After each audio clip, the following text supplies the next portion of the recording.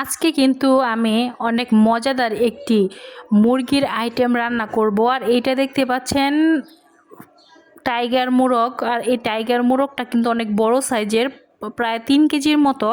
তো এই মোরগটাকে আমি আজকে মজা করে ভুনা করব। তো হ্যালো এভরিওয়ান, আসসালামু আলাইকুম। যে যেখান থেকে আমার ভিডিওটি দেখছেন আশা করি আপনারা অনেক ভালো আছেন। আলহামদুলিল্লাহ, আল্লাহর রহমতে আমি বেশ ভালো আছি। তো এখানে কিন্তু নিয়ে নিয়েছি চামড়া, পা, মাথা, তারপরে উইংস, মানে সব কিছু আর কি, গলা, কলিজা, তো এক্সট্রা যেগুলো থাকে সেগুলা।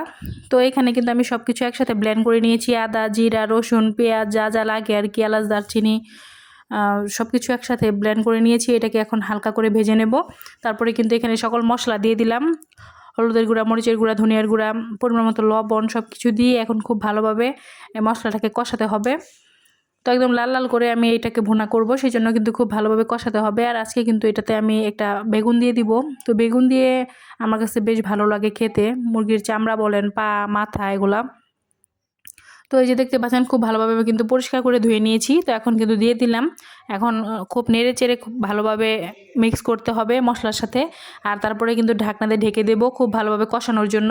তো খুব সুন্দর করে কষাতে হবে, যত সুন্দর করে কষাবেন ততই কিন্তু খেতে ভালো লাগে যে কোনো জিনিসই। তো এই মুরগিটা কিন্তু খেতে খুবই ভালো লাগছিল, যেহেতু টাইগার মোরগ বড় সাইজের, দেশি মোরগের মতো একদমই শক্ত। আর এই মুরগিটা খেতে কিন্তু খুবই মজাদার হয়। তো আমি কিন্তু বেশ কয়েকবার এই মোরগটা আনছি, প্লাস টার্কি মুরগিও কিন্তু খুবই ভালো লাগে আমার কাছে খেতে।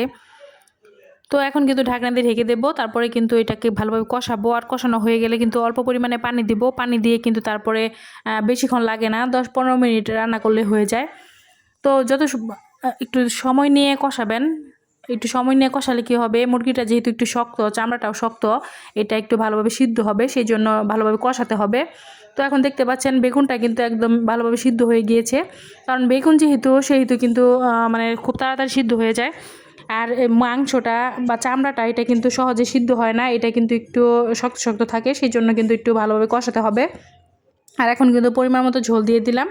আর ঝোল দেওয়ার পরে কিন্তু 20-25 মিনিট রান্না করলেই কিন্তু এটা সিদ্ধ হয়ে যাবে আর খুব ভালোভাবে রান্না হয়ে যাবে।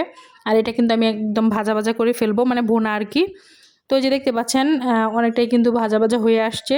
আর একটু হালকা ভাজা দিলেই এটা রান্না কমপ্লিট হয়ে যাবে। আর এটা কিন্তু খেতে খুবই মজাদার হয়েছিল। আর বেগুনটা দেখেন একদম গলে গিয়েছে, তবে বেগুনটা আস্ত থাকলে আর একটু ভালো লাগতো, কিন্তু বেগুনটা একদমই সফট, গলে গিয়েছে। তো এখন কিন্তু দেখেন রান্নাটা প্রায় কমপ্লিট হয়ে গিয়েছে। একদম কালারটা কি সুন্দর আসছে, একদম লাল লাল কালার। তো এটা খেতে কিন্তু অনেক ভালো লাগবে আর খেতে খুবই মজাদারও হবে। তো সারাদিন রোজা রাখার পরে রাতের বেলা একটু ভালো ভালো খাবার না খেলে আসলে ভালোই লাগে না কেন জানি। আমার কাছে আসলে ভর্তা আর এরকম ভুনা আইটেমটাই বেশি ভালো লাগে খেতে, সেই জন্য কিন্তু এই আইটেমগুলাই করি। তো আপনারা অবশ্যই কমেন্ট করে জানাবেন এই আইটেমটি কেমন লাগলো আপনাদের কাছে, বেগুন দিয়ে আপনারা কি কখনো খাইছেন কি না। আর আজকের ভিডিওটি এই পর্যন্তই, সবাই ভালো থাকবেন, আল্লাহ হাফেজ।